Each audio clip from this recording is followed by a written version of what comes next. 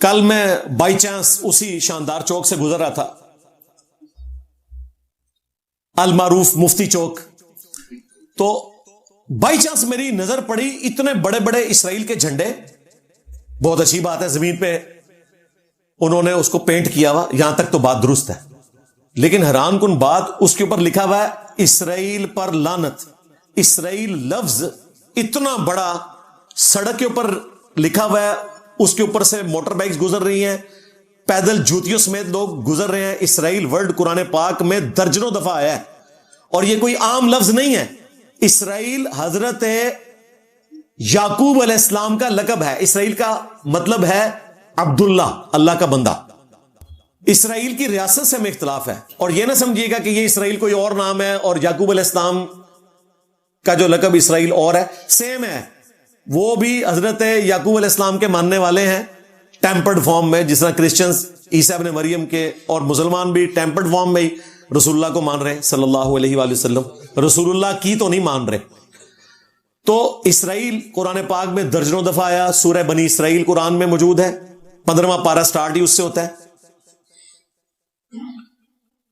اب اس نام کی توہین کرنا اور کہنا کہ جی یہ، اور اسرائیل لکھا بھی وہ اردو میں ہے، یعنی کہ عربی رسم الخط میں، تو وہ قرآن پاک کے حروف تہجی ہیں.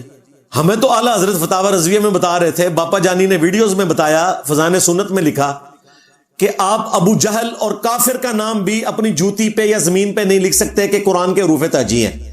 اور یہاں پورا ایک پیغمبر کا لقب جو قرآن میں درجنوں دفعہ آیا، اسرائیل، بنی اسرائیل بھی آیا، صرف اسرائیل بھی آیا، بنو اسرائیل بھی آیا، وہ آپ نے زمین پہ لکھ دیا. ویسے تو لعنت جو ورڈ ہے یہ بھی قرآن کا ورڈ ہے، لعنت اللہ علی الکاذبین، یہ بھی نہیں آپ زمین پہ لکھ سکتے کہ اس کی بے حرمتی ہو. لیکن ہم تو اس ملک میں رہ رہے ہیں کہ جہاں ٹوائلٹس میں شیعہ کافر کے نعرے لکھے گئے. شیعہ بھی قرآن کا لفظ ہے، وَإِنَّ مِن شِيعَتِهِ لَإِبْرَاهِيمَ، اور بے شک نوح کے شیعہ میں ابراہیم بھی تھے. یعنی اس سے مراد وہ گروہ، یعنی ان کے گروہ سے تعلق رکھنے والے تھے، یعنی تمام انبیاء ایک ہی کمیونٹی سے تعلق رکھتے ہیں. یہاں تو لوگ ٹوائلٹ میں شیعہ کافر لکھتے رہے. ابھی کوئی نیا مارکیٹ میں کوئی اعتراض آیا، مجھے کسی نے بتایا، کوئی مولوی نے کلپ بنایا کہ جی وہ انجینئر صاحب تو کہتے ہیں ٹوائلٹ میں جا کے بھی آپ دعا پڑھ سکتے ہیں سیٹ پہ بیٹھنے سے پہلے.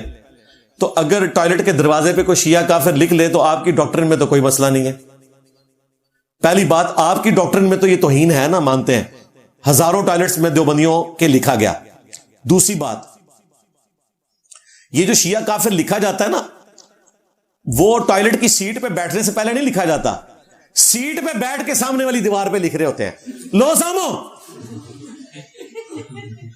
کپڑے بھی اتارے ہوتے تھے تمہارے علماء کرام نے جب وہ لکھتے تھے. ظاہر ہے وہ لکھنے کا وقت تو وہی ہوتا ہے نا.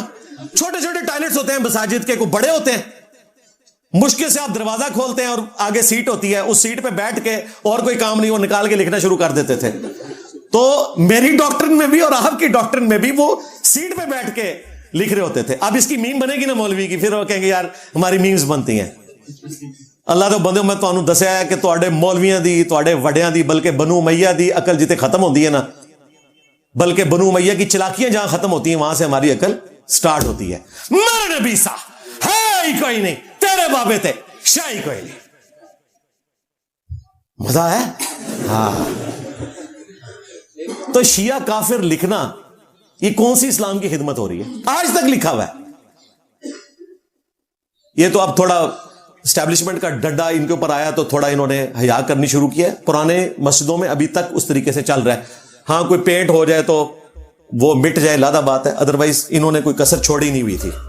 پچھلے دنوں ایک ویڈیو اپلوڈ ہوئی تھی، 1 بلین ویوز آ گئے اس ویڈیو کے اوپر. وہ ایک ڈاکومنٹری تھی چھوٹی سی، جس میں بتایا گیا کہ اگر اسرائیل اور پاکستان کی جنگ ہو جائے تو کون جیتے گا. لوگ خوش ہو رہے ہیں اس ویڈیو کو دیکھ کے، کیونکہ ہمارے لوگوں کی سمجھدانی تو چھوٹی سی ہے نا. ان کو پتہ ہی نہیں ہے کہ پاکستان اور اسرائیل کی اگر جنگ ہوئی تو وہ پاکستان اور اسرائیل کی جنگ نہیں ہوگی، درجنوں ملکوں کے ساتھ اکیلے پاکستان کی جنگ ہو رہی ہوگی. اور وہ ان حالات و واقعات میں پاکستان جیتنے کا سوچ بھی نہیں سکتا اور نہ ایسی کوئی بیوقوفی کرنی چاہیے. میں پچھلی دفعہ تفصیلاً اس پہ بول چکا ہوں. آج میں چند ایک اسپیکٹس جو اس میں انہوں نے ڈسکس کیے میں اسے ریبٹل کروں گا. ان بے وقوفوں کو یہ پتہ ہی نہیں ہے کہ اسرائیل کے ساتھ جنگ کرنے کے لیے پاکستان کی فوج وہاں بھیجنے کی ضرورت نہیں ہے. ارد گرد کے جو عرب ممالک ہیں وہ بھی مل کے اگر اسرائیل کے خلاف صحیح طریقے سے منظم جنگ کریں, اس طرح نہیں جس طرح 67 میں کی اور یہ برے طریقے سے ہار گئے, صحیح طریقے سے, تو وہ شکست دے سکتے ہیں. لیکن پریکٹیکلی ایسا نہیں ہے. اسرائیل اکیلا نہیں ہے. اسرائیل تو کچھ بھی نہیں ہے, اس کی تو کتے کی بھی اوقات نہیں ہے. اس کے پیچھے جو اس کا ابا ہے نا, امریکہ اور یو کے, جنہوں نے ان کو زبردستی وہاں پہ آباد کیا ہوا ہے, وہ کھڑے ہیں. اور یو کے اور امریکہ جس کے پیچھے کھڑے ہیں تو وہ دونوں نہیں کھڑے. نیٹو کے 32 ملک ہیں جن میں 2 اسلامک کنٹریز بھی ہیں. نمبر 1 ترکی ہے جی, وہی ترکی, طیب اردگان والا ترکی, ہاں جی, مسلمان امت کا لیڈر. اور دوسرا البانیہ. اگر اسرائیل کے ساتھ جنگ ہو کسی ملک کی تو ترکی اسرائیل کا ساتھ دے گا, کیونکہ وہ اس ٹریٹی کے پابند ہیں نیٹو کے. آج بھی نیٹو میں سب سے زیادہ فوج ترکی کی ہے. وہاں پھر اسلام پیچھے رہ جائے گا کیونکہ اس معاہدے کی انہوں نے پاسداری کرنی ہے. اب مجھے بتائیں, یہ بیوقوف جو آپ کو پٹیاں پڑھاتے ہیں کہ جی پاکستان فوج بھیج دے, اچھا پھر کہتے ہیں جی ایٹم بم پھینک دے. اچھا ایٹم بم آپ بھی پھینکیں گے؟ وہ نہیں پھینکیں گے, وہ بھی پھینکیں گے. امریکہ کے بحری بیڑے دنیا کے سارے سمندروں میں کھڑے ہوئے, چند گھنٹوں کے وقفے سے وہ اپنے آپ کو ایکٹیویٹ کر سکتے ہیں. آپ کو اندازہ ہی نہیں ہے. یہ کہانیاں کروانا چھوڑے اور اس طریقے سے لوگوں کو بھڑکانا. اور پھر لوگ دیکھتے ہیں اب فوج بھی ہماری مجبور ہے, وہ ISPR کے ذریعے ملی ترانے تو ریلیز کرتی ہے لیکن یہ بریفنگ نہیں دے سکتی اور نہ دینی چاہیے اس کو, کیونکہ فوج اگر اس طرح کی بریفنگ دے گی تو ہمارا مورائل تو ویسے ہی ڈاؤن ہو جائے گا. یہ ہمارے جیسے وائزین کا کام ہے جنہیں اس حقیقت کا پتہ ہے کہ وہ لوگوں کو صحیح پکچر بتائیں. میں پچھلی دفعہ آپ کو تفصیلاً بتا چکا ہوں. اس طریقے سے ملکوں میں جنگیں نہیں ہوتی ہیں اور نہ اس کے اوپر کوئی فوج کو لان تان کیا جا سکتا ہے کہ فوج لڑنے کے لیے وہاں کیوں نہیں جا رہی ہے. آپ کو اندازہ ہی نہیں ہے. اس قسم کی کہانیوں سے باہر نکلیں. ہاں, OIC کے فورم پہ, UNO کے فورم کے اوپر وہ آواز اٹھانی چاہیے بیسک ہیومن رائٹس کے لیے, یہ ضروری ہے. باقی میں نے مواخات کی بات کی جو نبی صلی اللہ علیہ وآلہ وسلم نے ایک مہاجر اور ایک انصار کو بھائی بنایا, بلکہ سورۃ النساء میں آیا تھا کہ اللہ کی زمین وسیع ہے, ہجرت کر جاؤ, تاکہ قیامت والے دن کوئی ایکسکیوز نہ پیش کر سکو اللہ تعالیٰ کو اس حوالے سے. اللہ تعالیٰ پکڑ لے گا کہ زمین تو وسیع تھی, تم کیوں نہیں گئے اپنی جان بچانے کے لیے, ایمان بچانے کے لیے. وہ والی ہجرت تو فرض تھی مکے کے لوگوں پر. اس وقت اگر کوئی ہجرت نہ کرتا تو وہ کافر ہو جاتا, کیونکہ مین پاور مدینے میں جمع کرنی تھی. وہ ہجرت وحی کی تائید کے ساتھ تھی. اس کے بعد بھی ایک پریسیڈنٹ سیٹ ہو گیا کہ اگر کسی علاقے میں مسلمان اسلام کے مطابق زندگی نہیں گزار پا رہے, سختی ہے, تو ہجرت کر جائیں وہاں سے. اور اس میں نے کہا تھا کہ آلموسٹ 50 لاکھ کے قریب فلسطینی ہیں, اب رجسٹرڈ ملا لیں تو تقریباً 80 لاکھ کے قریب ہے. مشکل سے 1.25 لاکھ کے قریب ایک مسلمان ملک کے حصے میں آئیں گے. 57 اسلامک کنٹریز ان کو آباد کر سکتے ہیں. تو یہ کہتے ہیں جی انجینئر صاحب کہہ رہے ہیں وہ اپنا ملک چھوڑ کے چلے جائیں. اچھا آپ کیا چاہتے ہیں وہ اپنے ملک میں رہیں اور مرتے رہیں؟ ابھی پرسوں پھر انہوں نے اوپر سے بم پھینکے ہیں, 40 فلسطینی شہید ہو گئے ہیں, انہی کھنڈرات کے اوپر بھی بم پھینک رہے ہیں. فلسطینی تو خود اپنے مکان چھوڑ کے رفح بارڈر پہ کس لیے آئے ہوئے ہیں؟ جان بچانے کے لیے نا. آپ ان کو کہہ رہے ہیں کہ مرو جا کے واپس, اور بھائی وہ خود یہ ڈیسیژن کر رہے ہیں کہ ہم بارڈر پہ آ کے رہیں گے تاکہ ہمارے اوپر بمباری نہ ہو. آپ کہہ رہے ہیں نہیں واپس جاؤ, یہ ان کو سرزمین سے نکالنا چاہتا ہے. اچھا آپ باندھ کے مروانا چاہتے ہیں؟ جب تم غلط رنگ دے رہے ہو میری گفتگو کو, تو میں بھی تمہاری گفتگو کو غلط رنگ دے سکتا ہوں کہ تم باندھ کے مروانا چاہتے ہو. وہ بارڈر پہ کیوں آگے بیٹھے ہوئے؟ 1948 کے لاکھوں لوگ تیسری نسل میں جوان ہو چکے ہیں, آج تک بارڈر پہ بیٹھے ہوئے.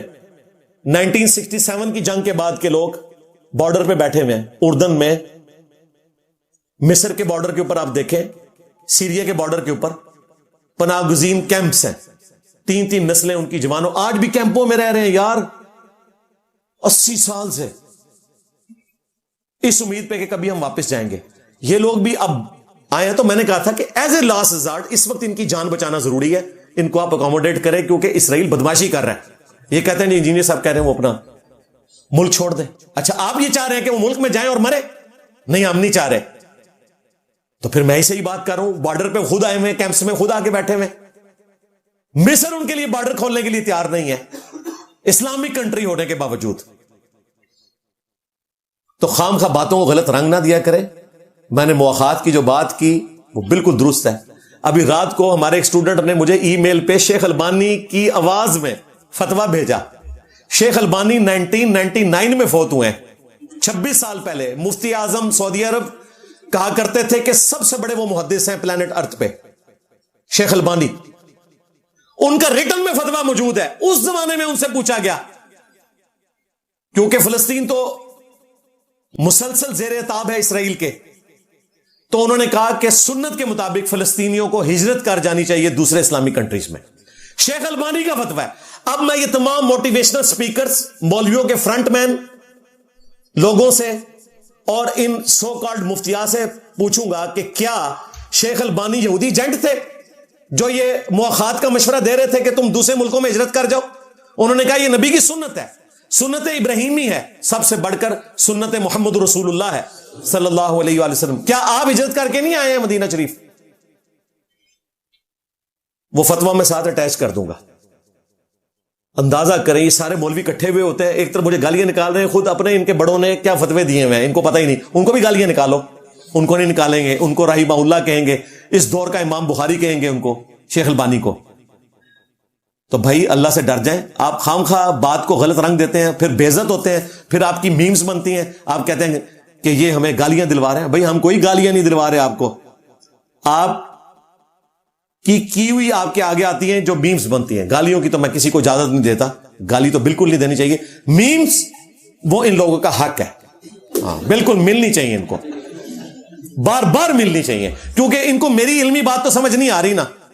इनके पुराने और नए बयान चलाकर और जो इनके दावे हैं उनमें इनको एक्सपोज करें, तो फिर इनको पता चल जाएगा कि ये इतने बड़े बड़े दावे। अभी हमारे जो भाई हैं साहिल अदीम भाई, मैं तो उनसे एक्सपेक्ट नहीं कर रहा था। वो कहते हैं जी इंजीनियर साहब के ऊपर जब ये पीटीआई के यूट्यूबर्स ने इल्जामात लगाए तो इंजीनियर साहब ने धड़ल्ले से उन सबको भगाया है, तो इस मसले में आके क्यों बुजदिल बन गए? भाई मैंने उनको कोई गन पॉइंट पे भगाया? इल्मी दलाइल में ही लेक्चर्स ही रिकॉर्ड करवाया ना। क्या मैंने इमरान रियाज या आफ्ताब इकबाल साहब के पीछे कोई फौज भेज दी थी, या अपने स्टूडेंट्स भेजे थे कि जाके उनकी कुट लगाएं? नहीं, मैंने इल्मी तरीके से उन्हें मात दी और भागे, वो नहीं बैठने के लिए तैयार हुए। तो यहां पे भी मेरे भाई मैं इल्मी इख्तलाफ कर रहा हूं, यही करूंगा। अच्छा, फिर वो कह रहे हैं जी इंजीनियर साहब क्यों नहीं अकेडमी छोड़ के चले जाते? ओ भाई, अगर अकेडमी के ऊपर खुदा न खास्ता बमबारी होगी तो मैं अपने स्टूडेंट्स को पहले यहां से निकालूंगा।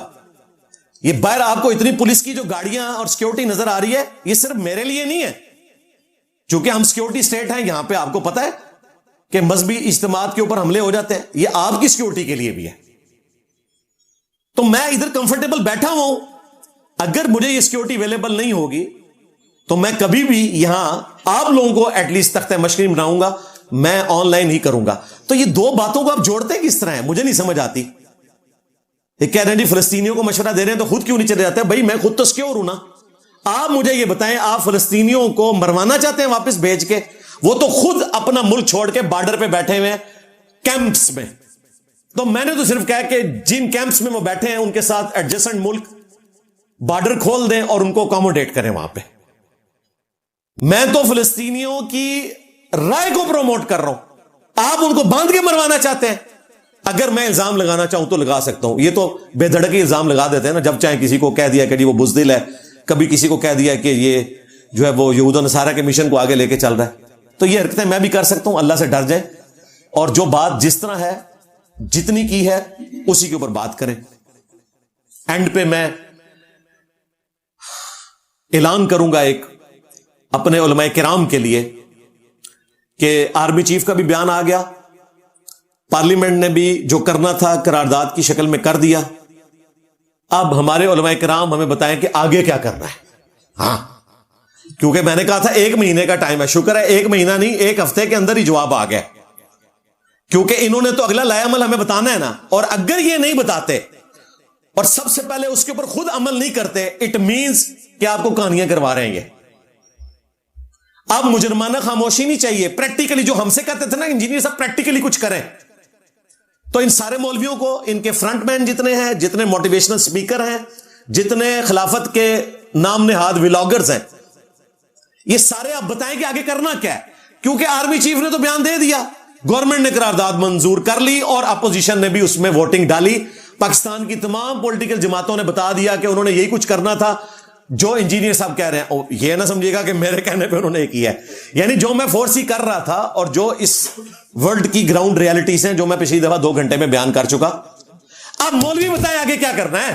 اگر یہ چپ کر کے بیٹھ جاتے ہیں تو اس کا مطلب ہے کہ تم لوگوں نے پوائنٹ سکورنگ کی تھی, پہلے کرنا کرانا کچھ بھی نہیں, صرف اپنی چندہ بک لانچ کروانی تھی, لوگوں کو بتانا تھا کہ جی جو چندے لیے ہیں لال کر دیے, ہم نے جہاد کی اناؤنسمنٹ کر دی ہے. اگے ٹورو, ہاں نہیں تو یاد رکھنا میں تو اڑے مگر ہاں, میری ویڈیوز تمہیں ہانٹ کرتی رہیں گی. بالکل عقائد و نظریات میں بھی کر رہی ہیں, اس معاملے میں بھی کرتی رہیں گی. کیوں کہ میرا نبی سا ہے ہی کوئی نہیں, تیرے بابے تھے شے ہی کوئی نہیں. صلو علی محمد وآل محمد, اللہم صلی علی محمد وعلی آل محمد واصحاب محمد وازواج محمد وامت محمد اجمعین الی یوم الدین, آمین.